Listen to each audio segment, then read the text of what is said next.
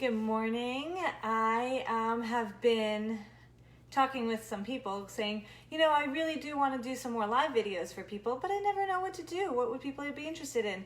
And we realized that there's so many things that I realized that there's so many things that I do that to me is so normal and so ingrained. I've been doing it for decades that I forget that other people may not know how to do this and might be interested in learning. So I apologize for the backlight there.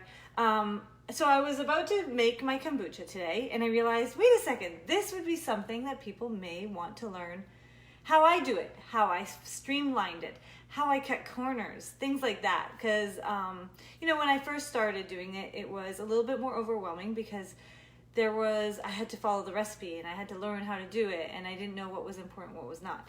So if you're watching this, chances are you know of kombucha.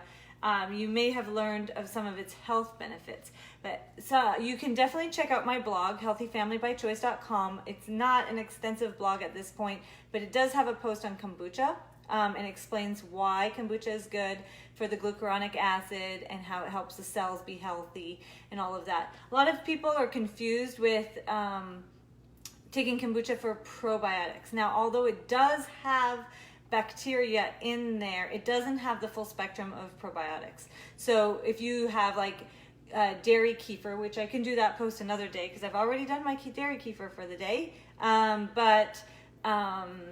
those will have the lactobacilli family, and kefir has 13 strains of bacteria, whereas yogurt only has, I think it's 7 strains of lactobacilli bacteria. Kombucha will have a different one, but mostly what we drink kombucha for is the glucuronic acid, which keeps our cells healthy and helps us detox. And I'm doing a lot of stuff on immunity this week, and so this is a great subject to kind of go along with it. And I wanted to just show what I did. So I had my kombucha. I use these water crocks, if you can see. I just use this because I can spout it out. It's easy, less cleaning, less process for me. I like the continuous brew method that way. So I've already taken out the kombucha that I had made previously. So I poured it out as much as it comes out of the spout. Maybe I tip it a little bit, but I do leave some remnants of kombucha in there along with the mother or the mushroom per se, the kombucha mushroom. So I poured this out, and what I'm going to do is really just flavor it, and I'll show you that at the end. But so now that this is mostly empty and just has the mushroom, I need to feed it some more tea.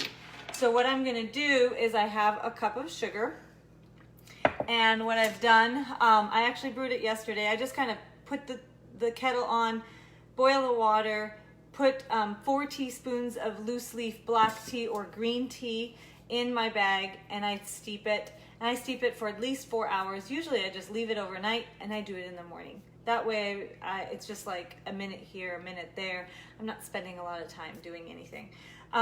So I have some green tea in here right now, and I have a cup of sugar. So what I'm gonna do is, this recipe is for 3 quarts of liquid. So because I like to cut corners, what I do is I add a little bit of tea and I add a little bit of water, right? And what I'm gonna do is I'm gonna dilute this, I'm gonna dilute this sugar, or dissolve, not dilute, dissolve this sugar. So all I do is I'm going to dissolve this sugar, and 1 cup is for 3 quarts of water, right? So right now I have 1 quart of water, right? This 4 cups is 1 quart. So I'm just going to dissolve this, and that'll take care of the sugar. And then what I do is, as I pour the rest of the liquid in, it kind of mixes up on itself in here. So otherwise you could take a big bowl, a big soup bowl or something, put 3 quarts of tea in there, and a cup of sugar, and put it all together. So because I make such a strong tea is why I just add extra water, because mine is more concentrated, because I don't have 3 quarts of water for the amount of tea that's steeping. So it's just a way that I cut corners. I don't have to do a pot. I have my tea kettle. That is my trigger that I'm actually making kombucha. Little things that I've learned, because otherwise I would forget and things like that. And I just, am busy. So this is what I do. So anyway, so now this sugar is dissolved. So You don't have to do it like me, but I'm just showing you my way. So now I'm just gonna pour that in. So now I have my sugar water, and I'm gonna add 2 more quarts of tea, right? So I'm just kind of add a little bit of both because there's not enough. So there's 2 quarts. And the last one, sometimes there we go. So we'll just top this off. There we go, 3 quarts of tea. So now, as simple as that is, that kombucha is now ready for the week. And yeah, let's see. Okay, here we go. So this kombucha is ready to go. It's gonna just sit there for about a week. If it's really hot in my house, sometimes it can be less than a week, but it's just ready to go. Easy peasy. I've got kombucha ready for me to go in about a week. And here is my ready batch. And I'll usually make a double dose, but this is a single batch right now. And here are some of the things I like to flavor with, right? So one of my favorites is actually ginger and orange. You can also use tangerine. You can just do the citrus. I like lime or lemon, if you like a limeade, lemonade. Cassia is really yummy. It's like a cinnamon, and I also have cinnamon. This is a little bit sweeter and not quite as hot. So these are different ones I like to make. You can also add a little bit of juice to this and flavor it with juice, fresh lemons, fresh things, which are always great in the summertime. I don't always have them on hand.